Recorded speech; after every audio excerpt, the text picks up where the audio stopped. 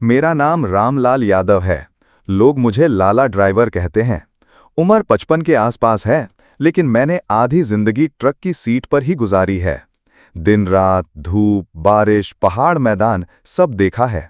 कहते हैं truck driver की जिंदगी रोमांच से भरी होती है, पर यकीन मानिए, उस रात जैसा डर मैंने कभी महसूस नहीं किया था।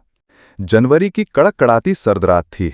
मुझे दिल्ली से कानपुर सामान पहुंचाना था। ट्रक पुराना था, लेकिन भरोसेमंद। रात के 11 बजे दिल्ली से निकला। शुरुआत में सड़क पर चहल पहल थी, बसें, गाड़ियां, ढाबों पर चाय की खुशबू। लेकिन जैसे जैसे आगे बढ़ा, वैसी ही सड़क सुनसान होती चली गई। करीब रात 1:30 बजे मैं एटा के पास के एक पुराने हाईवे पर पहुंच गया। वहां न ढाबा था, न पेट्रोल पंप, सिर्फ लंबी सीधी सड़क और दोनों तरफ खेत। सर्दी इतनी थी कि मेरी सांसें धुंध में बदल रही थीं। करीब 2 बजे ट्रक का हॉर्न बजाते बजाते मैं एक मोड़ पर पहुंचा। हेडलाइट्स की पीली रोशनी में अचानक देखा, सड़क के किनारे सफेद साड़ी पहने एक औरत खड़ी है।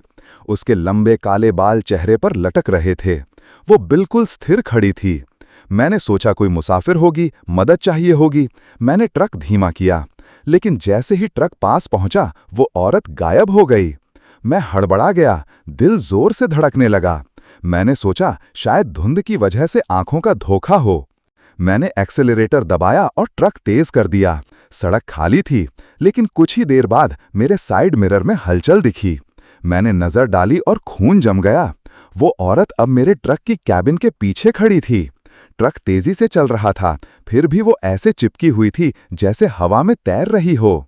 मैंने हिम्मत करके रियर व्यू मिरर देखा, कुछ नहीं। लेकिन जैसे ही साइड मिरर देखा, वो फिर वहीं। मेरे हाथ कांपने लगे। मैंने बुदबुदाना शुरू किया, श्री राम, जय हनुमान। अचानक ट्रक का पुराना रेडियो अपने आप चालू हो गया। उसमें से किसी औरत के रोने और चीखने की आवाजें आने लगीं। मैंने तुरंत रेडियो बंद किया, लेकिन आवाज बंद नहीं हुई। अब ऐसा लग रहा था जैसे कोई औरत मेरे ठीक बगल में बैठकर रो रही हो। मैं कांपते हुए सीट पर इधर उधर देखने लगा, पर कैबिन में सिर्फ मैं अकेला था। अब मेरी हिम्मत जवाब देने लगी।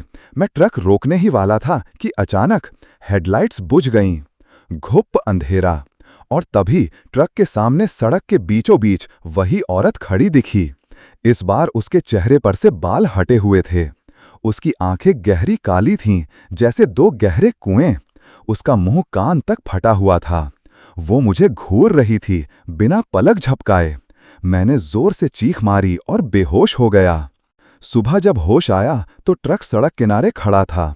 गाड़ी बिल्कुल सही सलामत थी। मैंने धीरे धीरे चारों तरफ देखा।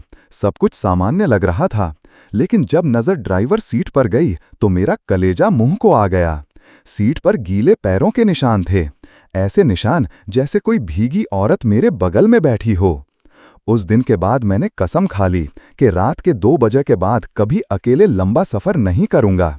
आज भी जब ट्रक चलाता हूं और साइड मिरर देखता हूं, तो लगता है जैसे कोई परछाई वहां खड़ी है। शायद वही औरत अब भी हाईवे पर भटक